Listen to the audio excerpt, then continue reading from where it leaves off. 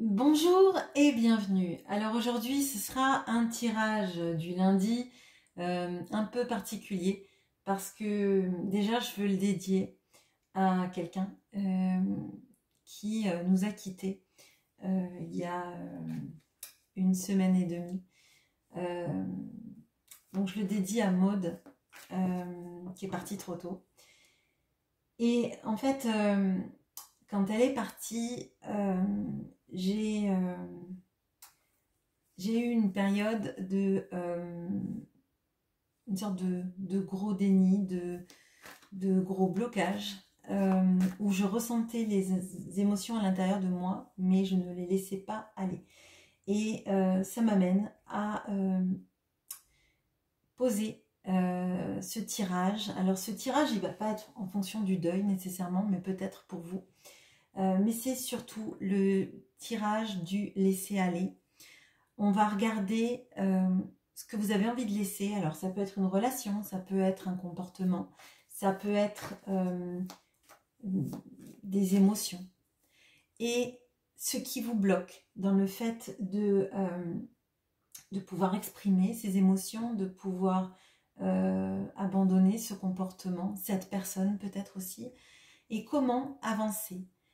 Et aussi quelles seront les influences qui vont arriver dans le futur, que vous serez amené, vous ferez ce que vous voulez, mais à éviter, et celles qui vous feront du bien pour avancer. Donc je vais utiliser le tarot de l'Art Nouveau et je vais utiliser l'oracle des Médéors, et on y va. Alors, qu'est-ce que vous voulez laisser ?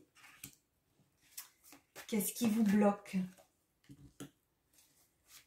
Comment avancer? Quelles sont les influences futures à éviter et celles à accepter? Et on tirera une carte de l'oracle des Médéors. Peut-être aussi que je vais étayer avec différentes cartes. Allez, on y va. Alors, qu'est-ce que vous voulez laisser à l'heure actuelle? Le 5 d'épée. Alors, qu'est-ce qu'on veut laisser? On veut laisser des personnes qui ont tendance à toujours prendre leur parti à eux en ayant une attitude jusqu'au boutiste, quitte à vous faire du mal, quitte à vous écraser, quitte à aller au conflit, même si elles en souffrent. Hein. Là, on a avec le 5 d'épée, c'est la victoire à la Pyrrhus. C'est la personne qui a besoin de gagner, même si toute son équipe, toute son armée perd la vie. Hein. Et en fait, c'est le vrai perdant de l'histoire, cette personne. C'est quelqu'un qui est amené à être tellement jusqu'au boutiste que peut-être qu'elle a gagné la guerre, mais elle a perdu tout ce qui compte. Elle a perdu la relation, potentiellement avec vous. Elle a perdu des proches, des amis, etc. D'accord? Donc, qu'est-ce que vous voulez laisser aller? Visiblement, quelqu'un qui est centré sur lui, qui pense que son ego, sa fierté, vaut plus que la relation que vous avez vous. D'accord? Ça peut être aussi quelqu'un qui, par exemple, va privilégier sa sphère de confort, quitte à perdre l'amour. D'accord? On peut avoir aussi, si c'est un comportement, si c'est vous dans ce comportement, cette sorte de « je dois tenir bon coûte que coûte ». Vous voyez, cette absence de lâcher prise. Je ne veux pas lâcher prise parce que sinon je sais que je vais m'effondrer. Et je garde, et je garde. Et je crois qu'en fait, si je me retiens, si je me mets à pleurer, je ne vais jamais m'arrêter. Vous voyez, c'est ça aussi. C'est important. Je mets plusieurs significations parce que certains, c'est pas un amoureux ou quelqu'un dans l'entourage qui a ce comportement, c'est peut-être le vôtre de comportement. Ce besoin de tenir bon, de tenir un cap, même si il va faire que vous allez vous sentir isolé, que vous allez vous renfrogner, que vous allez vous faire du mal tout simplement parce que vous refusez de laisser aller. Bon, qu'est-ce qui vous bloque?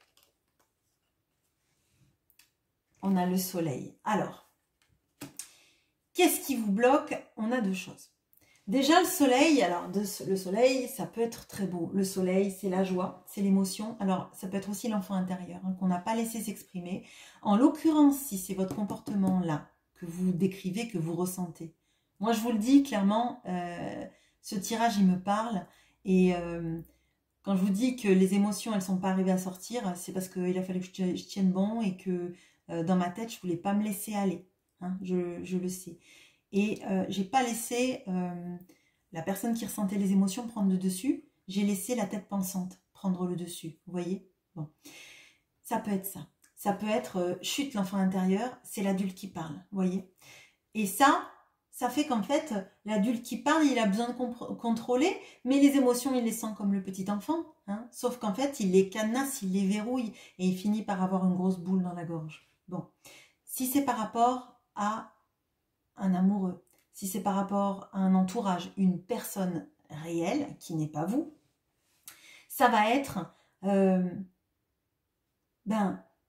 peut-être le fait de se dire que si cette personne part, il n'y aura plus de soleil, il n'y aura plus de joie dans votre vie et que vous arriverez toujours dans un monde tout noir, hein, dans un monde avec la lune, d'accord? Donc peut-être que ce qui vous bloque, c'est la sensation que vous avez quand vous êtes avec cette personne et l'impression que quand elle est là, la vie est plus belle, la vie est plus chaude, la vie est plus chaleureuse, la vie est plus agréable, d'accord?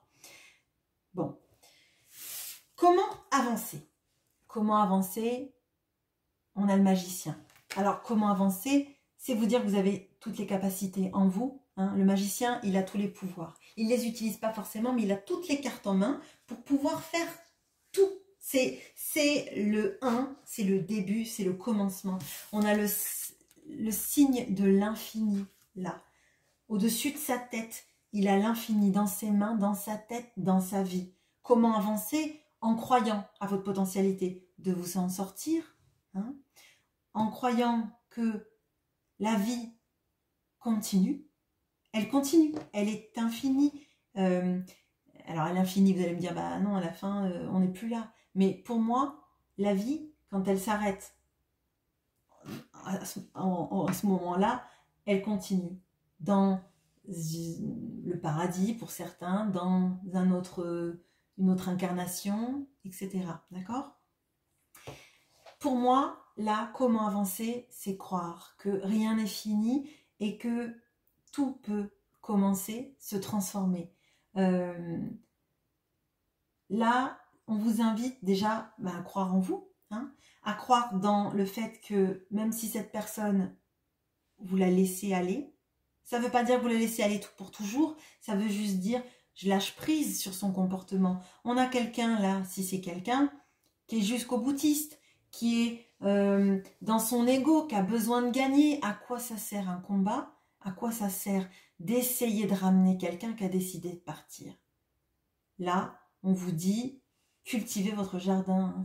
C'est vraiment, c'est Voltaire, quoi. Hein. C'est faites en sorte que votre vie, elle soit pleine de nouveaux départs, de nouvelles alternatives, que vous ayez conscience que vous pouvez créer ces alternatives. D'accord? Quand c'est pour le comportement, c'est vraiment la fin, le début. Bon. Les influences futures à éviter. Alors, on a le 7 de coupe. Les influences à éviter, ce sont les fantasmes et l'indécision. Si c'est par rapport à quelqu'un, clairement, là, on a ne pas se faire convaincre ou se convaincre soi-même que cette personne, elle vient, elle change, elle refait sa vie pour revenir transformer. Faut pas que vous restiez dans un fantasme. Faut que vous n'acceptiez pas en fait les idées qui vont pulluler dans votre tête en vous disant mais si jamais, et si, et si, et si, et si, parce que ça va vous polluer. Il va falloir vous baser sur du concret. Si cette personne revient, et c'est possible, il faut qu'elle ait des actions concrètes et en adéquation avec une vraie envie de revenir. Si cette personne ne fait que revenir pour vous tester à chaque fois pour voir où vous en êtes dans votre vie, si vous êtes reprête à faire la bataille alors que elle a perdu toute son armée, que vous avez la moitié de votre armée qui est finie, ça sert à rien en fait. Faut pas, en fait, dans ces influences-là, il faut pas croire que les gens, quand on ne les voit pas, ont tellement changé que ça sera incroyable. Et aussi, il ne faut pas que vous ayez peur que cette personne, elle soit dans sa meilleure vie. Si de toute façon, elle a décidé de partir ou d'être dans une confrontation sans arrêt d'ego avec vous, c'est mauvais en fait. D'accord? Si c'est pour un comportement, alors ça va être là pour moi le « et si j'avais fait ci » ici j'avais fait ça.